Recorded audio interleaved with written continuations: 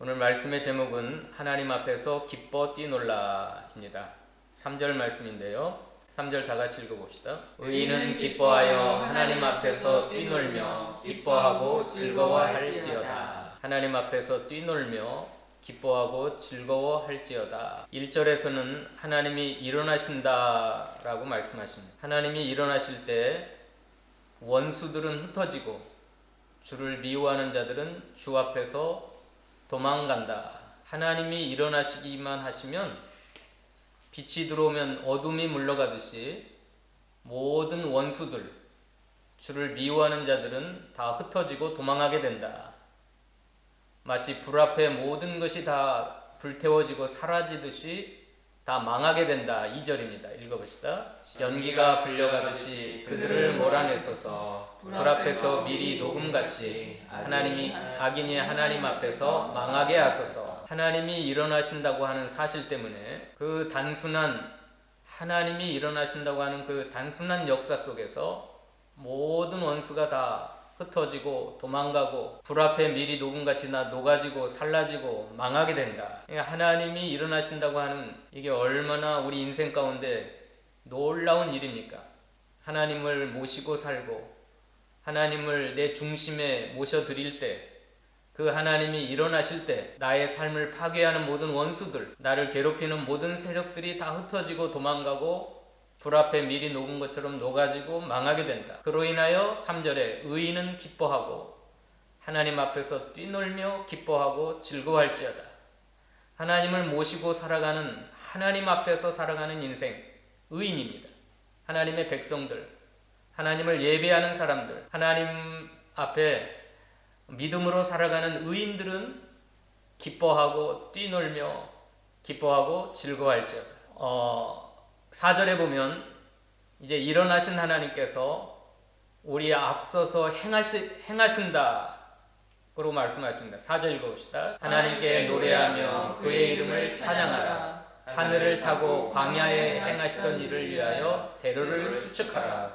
그의 이름은 여호와시니 그 앞에서 뛰놀지어다. 자, 하나님은 일어나시고 또 그 하나님은 하늘을 타고 광야를 우리 앞서서 행하여 가신다. 행진하여 가신다. 7절 읽어봅시다. 7절.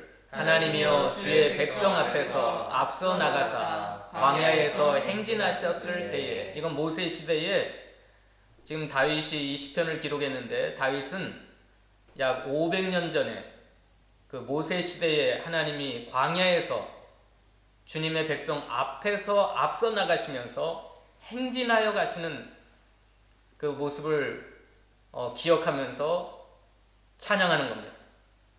자, 하나님이 단순하게 일어나신다는 사실 앞에서 모든 원수가 다 물러갔는데 이제는 하나님께서 주의 백성 앞에서 앞서 나가 행진하시는 겁니다.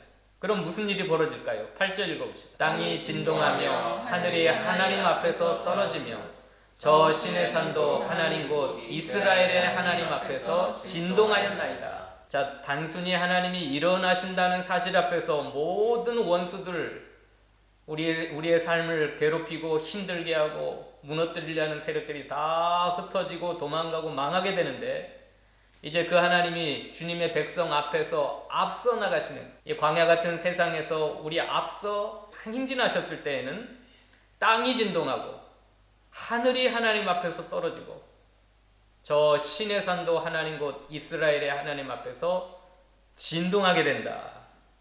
얼마나 놀랍습니까? 주님의 백성 앞에서 앞서 나가신 하나님께서는 하늘 높은 곳으로 올라가신다고 말씀하십니다. 18절 읽어봅시다. 주께서 높은 곳으로 오르시며 사로잡힌 자들을 취하시고 선물들을 사람들에게서 받으시며 반역자들로부터 받으시니 여호와 하나님이 그들과 함께 계시기 때문이로다. 자, 광야에서 앞서 행진하신 하나님께서는 이제 하나님의 백성들과 함께 계시면서 높은 곳으로 오르신다 그랬어요.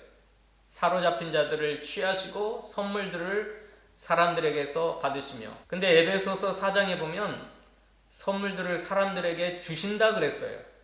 이 말씀을 인용하면서 여기 사로잡혔다고 하는 것은 마귀에게 사로잡힌 자들, 죄악에 사로잡힌 자들, 사망의 권세에 사로잡힌 자들을 주님이 취하셔서 그 하나님의 은혜의 선물들을 사람들에게 주신다라고 말씀하십니다. 에베소 4장 8절 읽어봅시다. 7절부터 10절까지 우리 각 사람에게 그리스도의 선물의 분량대로 은혜를 주셨나니 그러므로 이르시기를 그가 위로 올라가실 때에 사로잡혔던 자들을 사로잡으시고 사람들에게 선물을 주셨다 하였도다.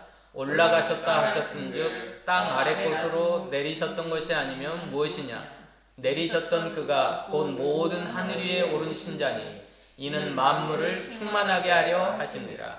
이 시편 68편 18절을 인용하면서 그리스도께서 하늘 보좌 영광을 다 내어놓으시고 지극히 낮은 이 땅에 내려오셔서 음부의 권세까지 내려가셔서 모든 마귀 권세를 물리치시고 죄와 사망의 권세를 다 깨뜨리시고 거기에 사로잡혔던 자들, 우리가 다 죄악에 사로잡혔던 자들이요 사망의 권세 아래 사로잡혔던 자들이요 마귀 권세에 사로잡혔던 우리들을 주님이 사로잡으시고 선물을 주셨어요.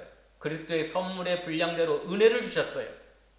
그리고 만물을 충만하게 하려 하십니다. 자, 하나님이 우리와 하나님이 일어나셨을 때 모든 원수가 다 도망갔다 그랬죠? 또 이 광야 같은 세상 현세에서는 하나님이 우리 앞서가시면서 행진하신다 그랬고 이제 우리와 함께 하신 하나님께서는 하늘 높은 곳으로 올라가실 때 모든 사로잡혔던 것들, 우리 마음속에 사로잡힌 게 많잖아요. 근심, 걱정, 두려움, 죄악의 세력들, 사망의 권세자들, 마귀의 세력들, 그 모든 것들이 우리를 사로잡고 있었는데 그걸 다 자유케 하시고 거기서 노임받게 하시고 그리스도의 선물의 분량대로 은혜를 주시고 그래서 만물을 충만케 하시는 하나님이십니다. 자, 하나님이 높은 곳으로 올라가셨는데 그 높은 곳의 하늘에는 예루살렘 성소가 있습니다. 하늘 성소, 그 하늘 성소를 향하여 올라가십니다. 24절 봅시다. 오늘 본문 24절 26절까지 읽어봅시다. 하나님이여 그들이 주께서 행차하심을 보았으니 곧 나의 하나님 나의 왕이 성소로 행차하시는 것이라. 소고치는 처녀들 중에서 노래 부르는 자들은 앞서고 악기를 연주하는 자들은 뒤따르나이다. 이스라엘의 근원에서 나온 너희여 대회 중에 하나님 곧 주를 송축할지어다. 이건 역사적으로 다윗이 하나님의 언약궤를 메고 예루살렘 성으로 올라가는 그 사건을 기록한 겁니다. 사무엘하 6장에 보면 그 사건이 나오는데 이 시편 68편이 탄생한 배경입니다. 다윗이 3만 명의 용사들을 동원해 가지고 하나님의 언약궤를 메고 다윗성으로 올라갔을 때의 그 모습을 표현한 겁니다. 그때 다윗이 하나님의 언약궤 앞에서 너무너무 기쁘고 즐거워서 춤을 추며 찬양하며 기뻐 뛰놀 때 예루살렘 성에 있던 사울의 딸 미갈이 비웃었어요. 저기 왕이 그 천한 여자들 앞에서 바지가 벗겨지는 것 모르고 저렇게 채통도 안 지키고 저렇게 뛰어논다고. 그러니까 다윗이 내가 모든 사람들에게 멸시받아도 나는 하나님 앞에서 기뻐하고 뛰놀며 찬양하며 즐거워할 것이다. 그렇게 고백을 합니다.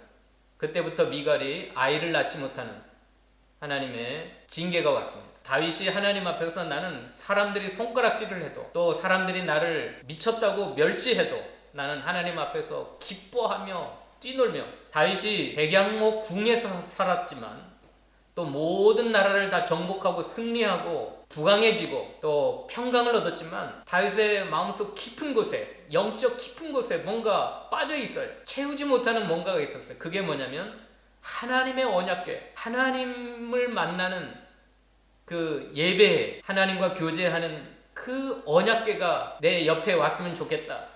그 실로 성막에 있는 그 언약궤를 모셔오고 싶었던 겁니다. 그 화려한 백양목 궁에 살았지만 왕으로서 모든 걸 다 소유하고 그 모든 나라를 다 정복한 용맹하고 승리하고 나라는 부강해졌고 세상 모든 것을 다 소유했지만 다윗의 마음속에 한 가지 뭔가 텅 비어있는 것 같은 그게 뭐냐면 하나님을 모셔드리는 그 언약궤를 모시고 오고 싶었다는 겁니다. 그래서 하나님의 언약궤를 메려고 3만 명의 군사를 동원해서 메고 올 때 하나님이 예루살렘으로 행차하신다 그랬어요. 높은 곳으로 올라가신다. 그때 다윗이 그 앞에서 춤을 추며 기뻐하며 뛰어놀며 찬양하며 얼마나 기뻐했는지 알 수가 없어요. 뭔가 빠져있던 그 하나, 뭔가 채우지 못했던 그것을 채워지니까 그게 영적인 만족입니다.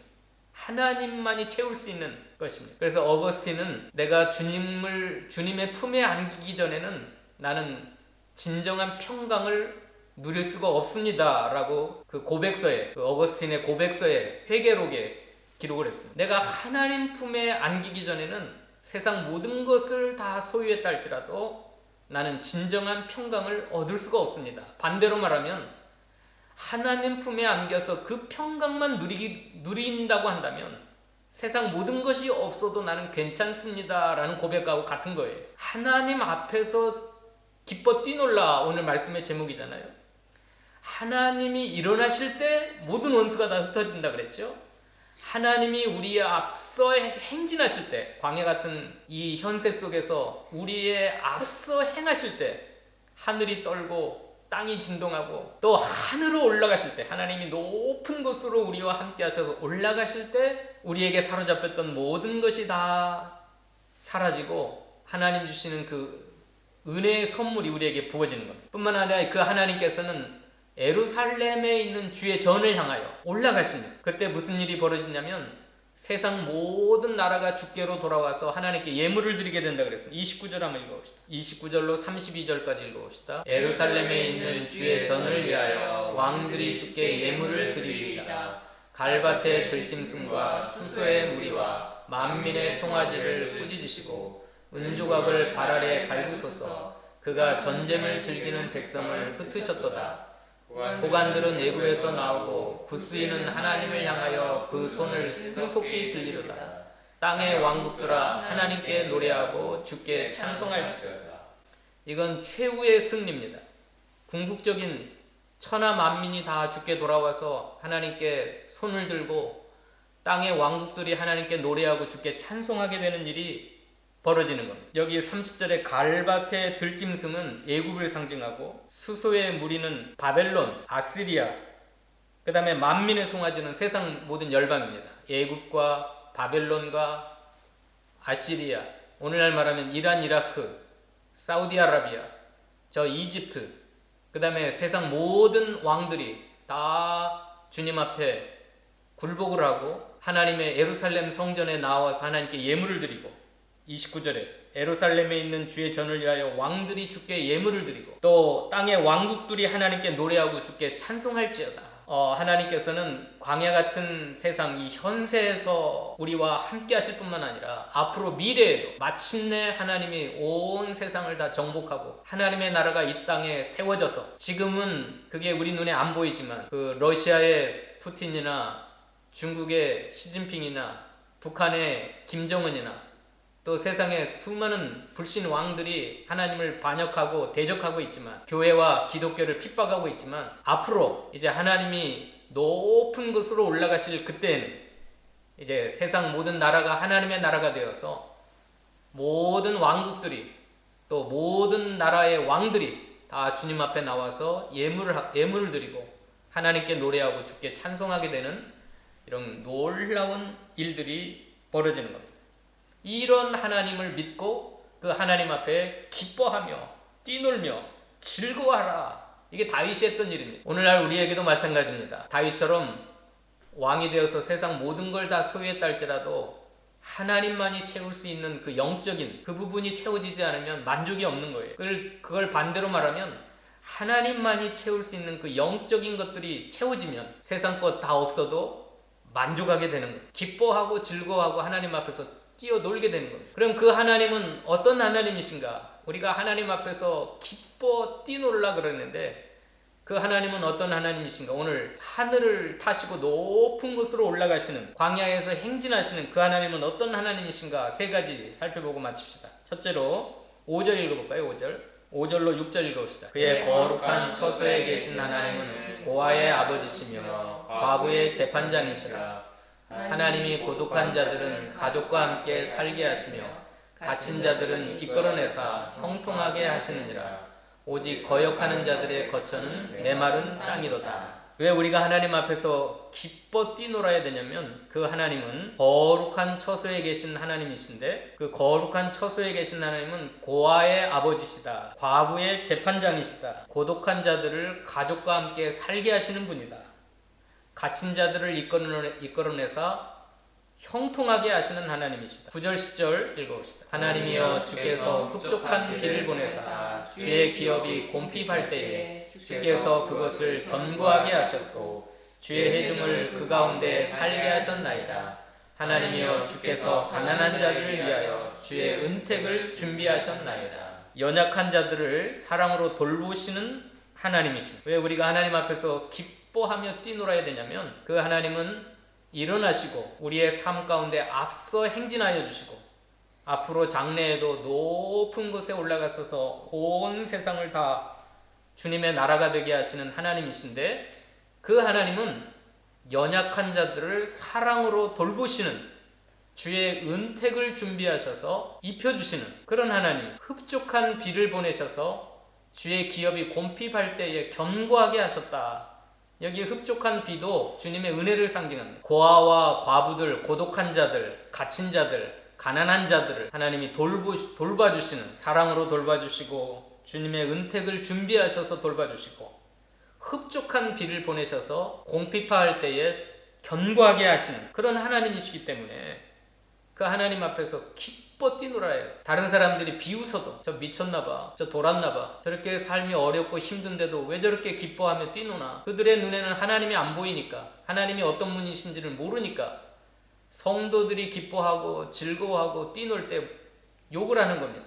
핍박을 하는 거예요. 사울의 딸 미갈은 그게 안 보이는 거예요. 다윗이 막 전심으로 찬양하며 춤을 추며 기뻐할 때 비웃어요. 비웃어. 하나님은 그런 미갈을 심판하셨어요. 그 하나님은 연약한 자들을 사랑으로 돌봐주시는 하나님이에요. 그래서 우리의 삶과 인격을 어떻게 변화시키냐면 13절입니다. 그 은혜를 입히셔가지고 어떻게 너희가 양우리에 누울 때에 그 날개를 은으로 입히고 그 깃을 황금으로 입힌 비둘기 같도다. 여기 양우리라고 하는 건 신약적인 용어로는 교회 안입니다. 그리스도 안, 교회에 속한 겁니다. 하나님의 세계에 속한 거예요. 그리스도 예수 안으로 들어온 거예요. 양우리라고 하는 교회 안으로 들어온 상태. 그 교회 안에서 누울 때에 그 날개를 은으로 입히고 그 깃을 황금으로 입힌 비둘기 같도다. 이게 하나님의 은혜와 사랑을 머금고 살아가는 성도의 변화된 모습입니다. 양우리에 들어와서 이 날개라고 하는 건 높이 날아 올라가는 거잖아요. 높이 날아오르는데 은으로 입혀주셨어요. 근데 그 쫙 날개를 폈는데 그 깃은 황금으로 입혀주셨어요. 이게 비둘기예요. 비둘기. 여기 비둘기는 온유한 짐승이고 하나님의 제단 앞에 제물입니다. 제물. 이 비둘기는 성령을 상징하기도 하지만 그 성령으로 말미암아 변화된 하나님의 성품을 입은 성도의 인격을 상징합니다. 변화된 성도의 인격, 하나님의 성품을 닮아간 하나님의 성품으로 변화된 성도의 성령의 은혜가 충만한 이 성도의 모습이에요. 이 황금이라고 하는 건 여러분 잘 아시는 대로 순수한 믿음을 상징합니다. 순수한 믿음. 99%의 황금은 순금은 믿음을 상징. 그 은은 뭘 상징하냐면 믿음의 행위를 상징해요. 믿음의 행위. 이게 좀 풍유적인 표현이에요. 시적인 표현이지만 성도에게는 날개가 있어요. 날개. 높이 날아올라가는 하나님을 향하여 높이 날아올라가는 날개가 있는데 은으로 입혔어요. 황금으로 입혀주신 비둘기예요. 비둘기는 성령을 상징하고 성령의 은혜로 변화된 하나님의 성품을 닮아간 성도의 인격을 상징합니다.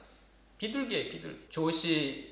부시 대통령, 아버지 부시 대통령 시절에 그 백악관에서 장애인 보좌관까지 장애 처에 그 장관을 했던 우리 한국 분이 계십니다. 그분의 일생을 한국 드라마에서도 나왔는데 15살 때 축구하다가 축구공에 눈을 맞았는데 실명을 했어요. 두 눈을 잃어버렸어요. 중학교 때. 소경이 됐어요. 소경. 그 충격으로 엄마는 2달 만에 돌아가셨어요. 그 전에 아버지가 12살 때인가 돌아가셨고 그 다음에 3년 만에 자기는 소경이 되었고 자기가 소경이 된 충격으로 엄마는 2달 만에 돌아가셨고 누나하고 살았는데 누나가 죽었나? 누나가 죽어갖고 이 사람이 고아가 돼요. 고아가. 그래가지고 15살 때 그런 충격을 받았으니까 한참 예민한 청소년 시절 아닙니까? 근데 이분이 눈이 안 보이니까 그 장애자 학교를 들어갔는데 자기를 돌봐줬던 누나하고 결혼을 합니다.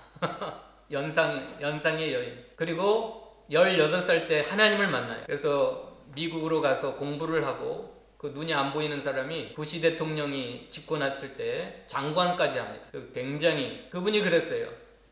하나님이 나를 계속해서 몰아치셨다, 밀어붙였다.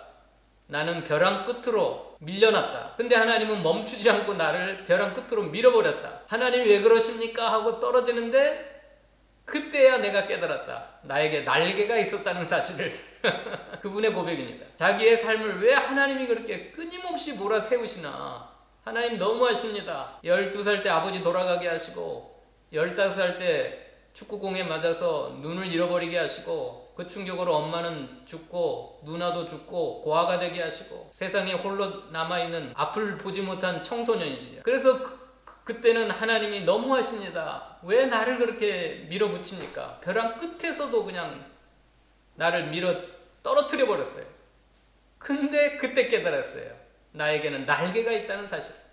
하나님을 향하여 끊임없이 날아 올라갈 수 있는, 하나님 앞에서 기뻐 뛰놀 수 있는, 춤을 추며 찬양하며 기뻐하며. 왜냐하면 하나님은 고아의 아버지시고 과부의 재판장이 되시고 가난한 자들을, 연약한 자들을 사랑으로 돌봐주시는, 그래서 우리의 날개를 은으로 입혀주시고 황금으로 입힌 비둘기같이 신의 성품, 하나님을 닮아가는 사람, 변화된 인격, 이건 세상 사람들은 알 수 없는 비밀입니다.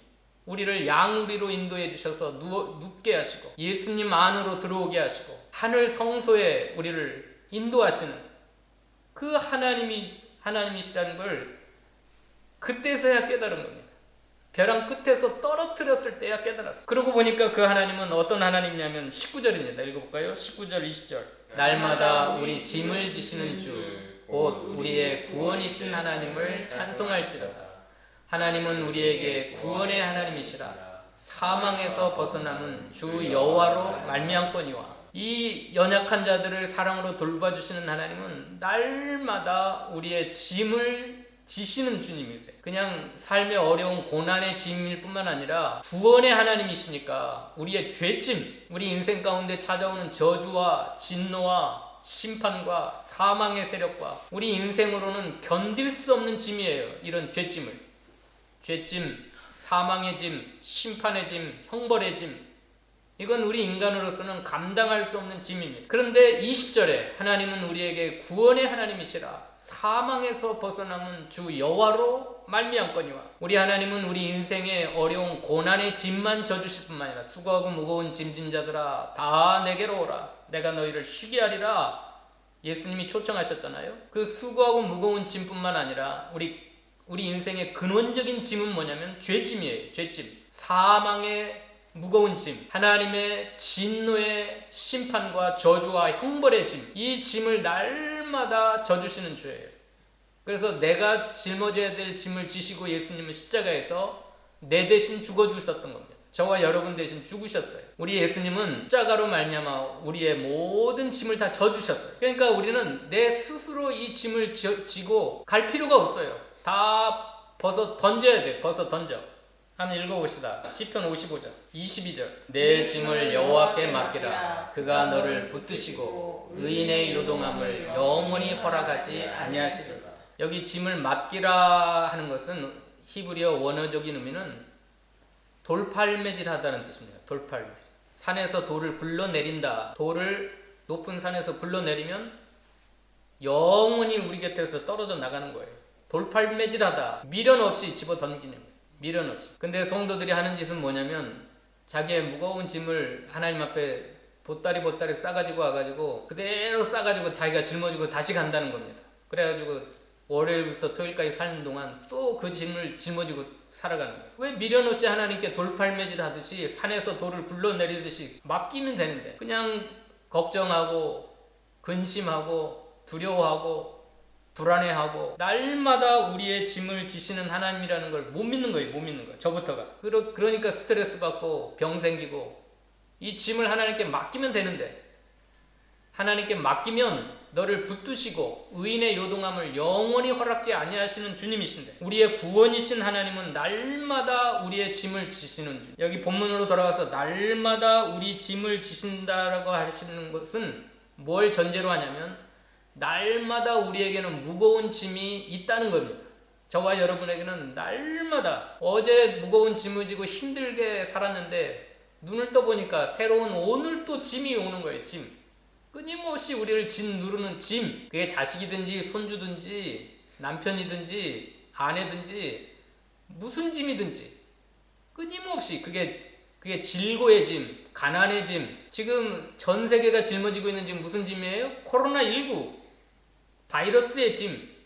그것 때문에 사회적으로, 심리적으로, 경제적으로, 육체적으로 무거운 짐을 지고 가는 거예요. 그러니까 날마다 우리 짐을 지시는 주님이라고 하는 것은 무엇을 전제로 하냐면 우리 인생들에게는 날마다 무거운 짐이 있다는 거예요. 날마다. 오늘 눈을 뜨면 또 오늘 우리가 져야 될 짐이 있어요.